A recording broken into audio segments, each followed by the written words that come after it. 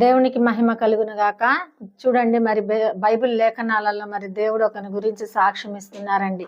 ఏబు గురించి దేవుడు ఏమని సాక్ష్యం ఇస్తున్నాడో తెలుసండి. అతను నీతిమంతుడు, న్యాయవంతుడు అని చెప్పేసి సాక్ష్యం ఇస్తున్నాడు. ఎవరితో సాక్ష్యం ఇస్తున్నాడు తెలుసా? ఎవరి ఎదుట సాక్ష్యం ఇస్తున్నాడు తెలుసా? సాతాను ఎదుట సాక్ష్యం ఇస్తున్నాడండి. సాక్ష్యం ఇస్తున్నప్పుడు ఆ యొక్క సాతాను ఏమని చెప్తుంది తెలుసా? అయ్యా, నువ్వు తన చుట్టూ అగ్ని కంచు వేసి ఉన్నావు కాబట్టి అతను నిన్ను దూషించట్లేదు, అగ్ని కంచు తీసివేయి, నేను శోధిస్తాను, తను నిన్ను దూషిస్తాడు అన్నప్పుడు మరి దేవుడు ఆజ్ఞాపించున్నాడండి. చూడండి, నువ్వు అటువంటి శ్రమల్లో, కష్టాల్లో, బాధల్లో ఉన్నావేమో, దేవుడు నిన్ను పరీక్షిస్తున్నాడేమోనండి. నీ శ్వాసము దేవుడు నిన్ను పరీక్షిస్తున్నాడేమో. నా బిడ్డ ఈ శ్వాసంగా ఉంటుందా, లేదా నా బిడ్డ ఈ శ్వాసంలో చెమ్మజిల్లుతుందా, మరి బలహీనరాలు అవుతుందా అని చెప్పేసి దేవుడు ఏం చేస్తున్నాడు తెలుసా అండి? నిన్ను పరిశీలిస్తున్నాడేమో, పరీక్షిస్తున్నాడేమో.